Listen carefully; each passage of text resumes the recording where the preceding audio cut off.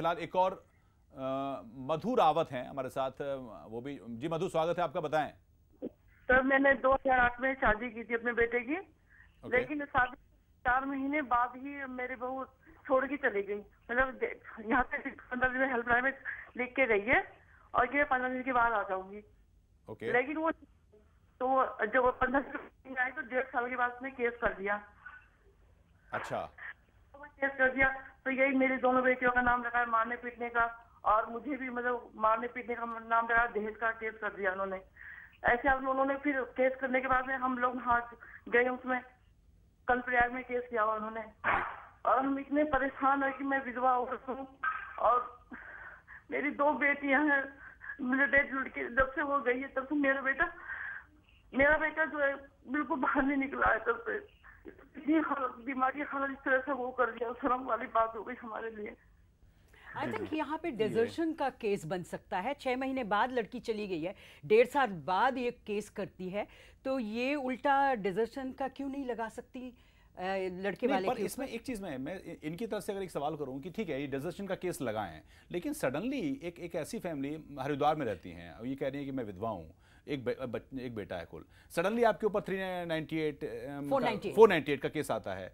ये social stigma है basically कि आपने दहेज मांगा, आपके ऊपर आपकी बहू छोड़ के चली गई और उसने आपके ऊपर ये केस लगा दिया। ये एक बड़ा स्टिग्मा है। इसके चलते आधा परिवार तो वैसे नहीं निकलता है, अपना मुंह छुपाता फिरता है। स्टिग्मा के साथ जो पर्सनल विंडिकेशन है, जो बंदा जिसके अगेंस्ट ये 498 लगाया जाता है, आमूमन आप देखेंगे 99% of the cases the girl declares कि ही इज इंपॉर्टेंट। आप मेरा सवाल ये है, अगर आप कहती हैं कि लड़का इंपॉर्टेंट है तो why should you not be subjected to virginity test? आप भी प्रूफ करें, क्योंकि ये तोहमत लगती चली जाती है एक के बाद एक लड़के वालों के ऊपर, और वो परिवार तहस नहस हो जाती है और ये लड़की पैसा बटोर लेती है। थोड़े दिन बाद उसको तमाम चीज़ें सहूलियत आप मुहैया करवा देते हैं, सरकार की तरफ से मुहैया हो जाती है, वो दोबारा शादी की पीढ़ी में बैठ जाती है। लेकिन उसकी भरपाई कौन करे? जो परिवार तुमने उजाड़ा। जी बिल्कुल। और ये कह रही हैं मेरी 2 बेटियां हैं और मेरे ख्याल से इस तरह की तमाम महिलाएं जाती हैं अंदर। बिल्कुल। और इस तरह के जो लॉज है, I think it has a very wider implications. ये सिर्फ जो लिव इन रिलेशनशिप है, 498 है, ये तमाम चीजें मेरे को तो लगता है कॉन्सेंट्रेटेड एफर्ट है जो हमारी बुनियादी जो धरोहर है भारत की, वो मैरिज या परिवार, वो परिवार तोड़ने का एक kind of a concentrated effort है। आप देखें कहीं पे भी ये जो लॉ बनाते हैं, वहाँ पे इस तरह के क्रिमिनल साइकोलॉजिस्ट या जो सोशल वर्कर्स हैं, जो वैलिड सोशल वर्कर्स हैं, जाने पहचाने, उनको आप नहीं इन्वॉल्व करते। जो कॉन्सेंट्रेटेड मोटिवेटेड सिंगल वीमेन है, उनको आप क्यों लेते हैं? आपके पैनल होना चाहिए जहाँ पे आप यूटिलिटी जो बना रहे हैं आप लॉ की, उसकी तो देखें, अप्लाइड एस्पेक्ट तो देखें। और अगर ये चीज प्रूव हो जाती है, जैसे इस केस में हुआ कि ये गलत है, प्रूव होने के बाद you should take the same kind of stern acts against the girl. बिल्कुल, ये एक बड़ी बात है कि क्या ये भारत की पुरानी परंपरा, परिवार या फिर शादी की जो एक इंस्टीट्यूशन है उसको तोड़ने की कोई कोशिश तो नहीं है? ये एक सवाल पैदा होता है। फिलहाल एक कॉलर जुड़े हैं, राहुल है मुंबई से, वो कुछ कहना चाहते हैं। राहुल बताइए। हाँ जी, मैं ये कहना चाह रहा था कि मेरी वाइफ ने जो है ये केस किया हुआ था मेरे ऊपर। ओके, अभी तक ये चल रहा है जयपुर कोर्ट में। ओके, हेलो, हाँ सुन रहे हैं आप, बताइए। जी, तो मेरा ये कहना है कि जब ये 498 जो है लॉन्च किया जाता है जी, ठीक है, तो उनके ऊपर DP3 जो कि दहेज के अगेंस्ट में जो लेना और देना जो है दोनों जो है गलत माना जाता है। तो जब भी 498 रजिस्टर किया जाता है तो DP3 साइमल्टेनियसली सामने वाली पार्टी के ऊपर भी करना चाहिए, जो कि पुलिस नहीं कर रही है। बहुत बढ़िया सवाल है इन्होंने, और जो इनकी चिंता है बिल्कुल वाजिब है कि अगर कोई ये कहता है कि मैंने दहेज दिया है तो उसके ऊपर भी कानून ये कहता है कि इनको भी सजा मिलनी चाहिए, क्योंकि ये खुद एडमिट कर रहे हैं कि इन्होंने दहेज दिया है। लेकिन चूंकि हमारा सिस्टम भी जेंडर बायस्ड है, लॉ सारे जितने हैं वो जेंडर बायस्ड हैं, जो वुमेन से रिलेटेड हैं, तो इसमें क्या होता है, जो इस लॉ को मिसयूज करता है, जो इस लॉ को जाकर के ऑफेंस रजिस्टर करवाता है, उसके खिलाफ किसी भी तरह की कोई कानूनी कार्रवाई नहीं होती है। और ये बहुत बड़ा दुर्भाग्य है कि हमारे देश पर अगर कोई जाए और ये बात उठाए और कहे कि मैं इस तरह का नहीं, कुछ लोग कर रहे हैं। और मैं इनको बताना चाहूंगा कि लगभग 10-12 केसेज ऐसे दिल्ली में हुए हैं और ऑल ओवर इंडिया में हुए हैं, जहां पर सेक्शन 3 DP एक्ट में लड़की को ऑफेंस एक्यूज बनाया गया, उनके खिलाफ केसेस चल रहे हैं और एक जजमेंट भी है दिल्ली हाई कोर्ट का, जिसके तहत जस्टिस धिंगरा ने ऑनरेबल जस्टिस धिंगरा ने ये एक लॉ लेट डाउन किया है कि अगर कोई लड़की एडमिट करती है अपने एफआईआर में कि मैंने दहेज दिया था या हमारे परिवार वालों ने दहेज दिया था, तो उसके खिलाफ भी एफआईआर रजिस्टर होना चाहिए और उसको साइमल्टेनियसली उसको भी एक्यूज बना करके सजा देनी चाहिए। One more thing which is very very agonising, जब भी आप 498 लेके पुलिस चौकी में पहुंचते हो, बना बनाया वकीलों के पास, पुलिस वालों के पास आपके कंप्लेन के लिए एफआईआर बनाने की जो है वो लैंग्वेज तैयार मिलती है कि बस नाम भरे जाते हैं।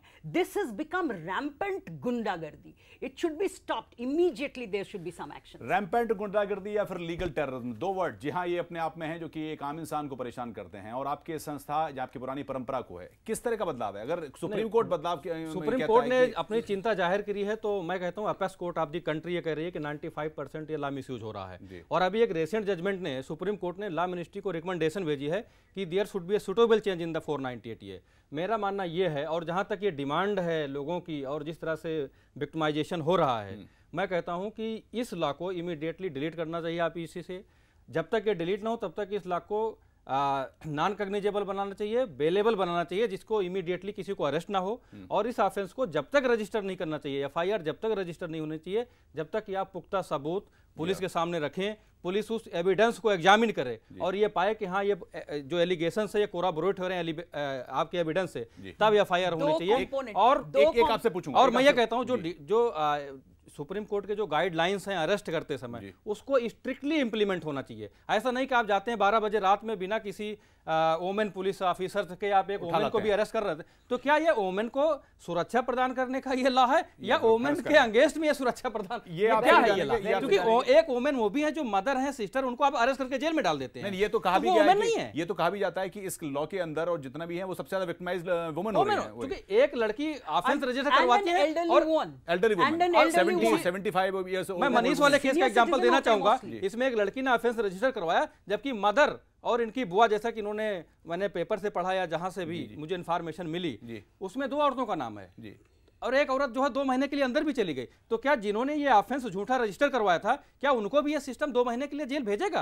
क्या इन मनीष शर्मा को और इनकी मदर को पूरा कंपनसेशन सिस्टम मुहैया कराएगा? और अगर नहीं कराएगा तो ये बहुत बड़ा तमाचा है हमारे सिस्टम के ऊपर, बहुत बड़ा तमाचा है हमारे पूरे सिस्टम के ऊपर। कॉग्निजेबल ऑफेंस हटा ले और इसको बेलेबल वारंट बना दे, तो मेरे ख्याल से इसकी जितनी पॉपुलैरिटी है उसमें इमीडिएट फॉल आएगी। एक कॉलर है अमित हमारे साथ दिल्ली से जुड़ रहे हैं, वो कुछ कहना चाहते हैं। अमित बताइए। ये सर मैंने ना वाइट में भी 498 डाल रखा है। क्या क्या दोबारा बताएं? लिखित रूप 498 का केस डाल रखा है मेरे ऊपर, घरेलू वायलेंस का डाल रखा है। ओके, मेरे पास सारे प्रूफ हैं, लेकिन पुलिस वाले प्रूफ मान के राजी नहीं है। एसीपी, डीसीपी, कमिश्नर ऑफिस, राष्ट्रीय महिला आयोग, सब जगह मैंने सबूत लगा रखे हैं, लेकिन कोई मेरी सुनवाई नहीं हो रही सर।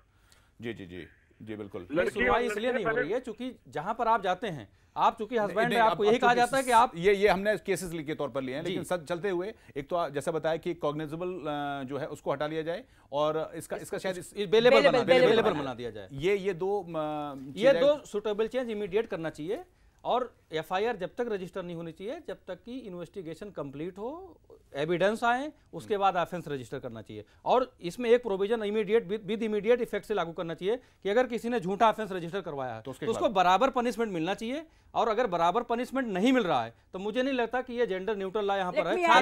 10 सेकंड में मोस्टली जो 498 के केसेस होते हैं, बूटीज में अगर आप देखें, गहने वो लड़की रख लेती है और वो तोहमत लगाती है कि मेरे सास ने रख ली है, और वो जो तमाम चीजें उसको मिलती है स्त्री धन के हिसाब में वो रख लेती है। तो लड़के वाले जो है पहले से ही क्रिमिनलाइज्ड हो जाते हैं, क्योंकि शादी आपने करी, खर्चा आपने जो भी करा, खुशी खुशी करते हैं कोई शादी का जो अगर आप देखें, यंगस्टर्स इतने अनमैरिड बैठे हैं आजकल, या तो फिर इस तरह के विक्टिमाइज्ड होने के बाद वो हट जाते हैं, तो आपके परिवार टूटेगा। बड़ी बात है कि इस कानून के तहत परिवार टूट रहे हैं, एक आम इंसान परेशान हो रहा है, उसकी नौकरी जा रही है और रोजी रोटी की तमाम समस्या पैदा हो रही है। फिलहाल ये लंबा डिस्कशन चल सकता है, लेकिन हमारा समय खत्म हो रहा है। बहुत बहुत शुक्रिया आपका मैम, और महेश जी आपका भी बहुत बहुत धन्यवाद। इस खास कार्यक्रम में फिलहाल इतना ही, हमको दीजिए इजाजत, नमस्कार।